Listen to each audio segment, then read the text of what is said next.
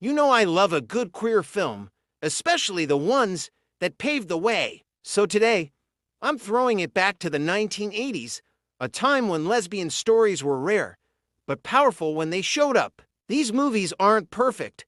Some are subtle, some are messy, and a few really make you dig beneath the surface. But they each meant something, especially when representation was nearly non-existent. Whether it's quiet longing or bold, unapologetic connection, these films gave us something. And honestly, a few of them still hit just as hard today. 10. The Berlin Affair, produced in 1985. This one's got that forbidden love, art house feel. A woman falls in love with her husband's student in 1930s Berlin, and it's all very dramatic and tense. The cinematography is stunning. Every frame looks like a painting. The story is dangerous and full of longing. You feel the risk in every scene, which makes it even more intense. It's not the easiest watch, but it's worth it. If you like slow, moody, passionate films, definitely check it out. 9. Times Square, produced in 1980. This one is gritty and punk and unapologetically wild. It's about two teenage girls who run away from the system and start a pirate radio station. Their bond is chaotic and electric, and while it's not labeled, it definitely reads as queer. It's messy and real, which I appreciate. The film doesn't always make sense, but the emotion is there. It's more about the energy than the plot. If you're into 80s rebellion with a sapphic edge, this one's for you. 8. Foxfire Light, produced in 1982. This one's a little more subtle in its queerness, but there's definitely a vibe. It's about a woman who goes to the Ozarks to find herself, and while the main romance is straight, the subtext between her and another woman is there. Maybe it's just me reading into it, but something about their dynamic feels more than platonic. It's soft, quiet, and a little dreamy. The whole film has this 80s TV movie feel, which I actually love. Not groundbreaking, but comforting. Watch it with an open mind and let the vibes speak.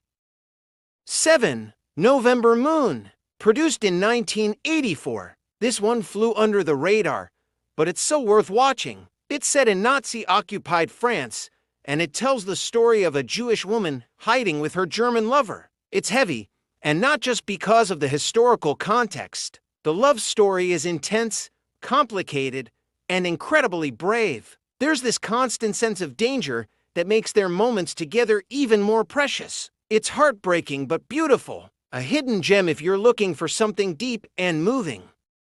6. Entrause, produced in 1983. This French film really surprised me. It's about two women in post-World War II France who escape their unhappy marriages and find comfort in each other. It's not overly romantic, but their bond is deep and transformative. The emotional intimacy between them is undeniable. There's a softness in how they look at each other, like they finally feel seen. It's one of those films where not much happens, but everything feels huge. If you're into quiet, emotional stories, this one's gold.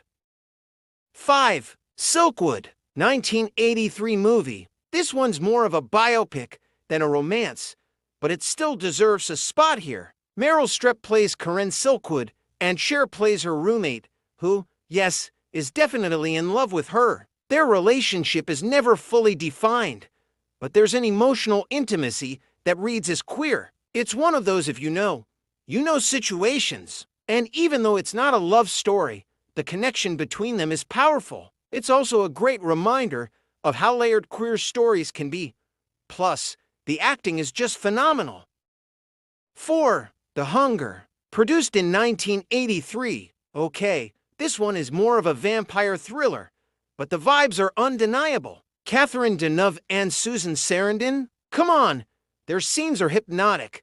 There's this eerie sensuality that pulls you in. It's gothic, dramatic, and very 80s in the best way. The lesbian undertones aren't subtle, and that's what makes it so iconic. It's not a romance in the traditional sense, but it gets under your skin. Watch it for the aesthetics and the tension alone.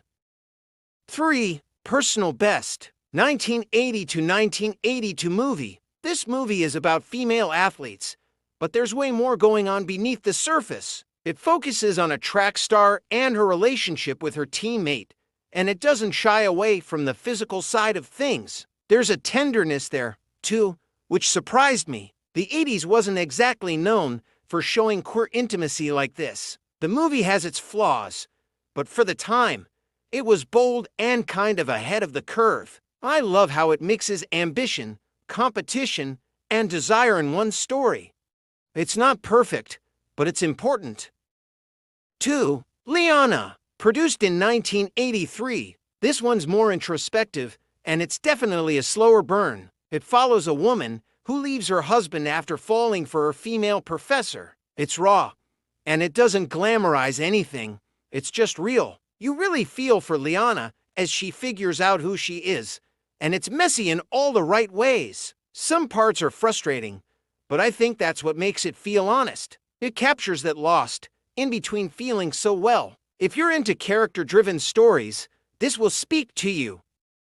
1. Desert Hearts, produced in 1985. This one is a classic, and honestly, it still holds up. It's about a university professor who goes to Reno for a divorce and ends up falling for a free-spirited woman. The chemistry between the leads is subtle, but powerful, like you can feel it building with every glance. What I love is how it shows a slow, emotional connection, not just a whirlwind romance. The desert setting gives the whole thing this dreamy, almost meditative vibe. It's also one of the first lesbian films with a happy ending, and that meant a lot back then. If you haven't seen it, this is a must. So yeah, the 80s might not have given us a ton of lesbian films, but the ones we got, they mattered. They pushed boundaries, gave us glimpses of queer love, and told stories that weren't being told anywhere else. Some of them whispered, some of them screamed, but they were all brave in their own way. Watching these now feels like looking back at history with queer eyes wide open. If you haven't seen them, give a few a shot. You might be surprised how much they still resonate. And hey, let me know which ones you've seen or loved. I'm always down to talk sapphic cinema.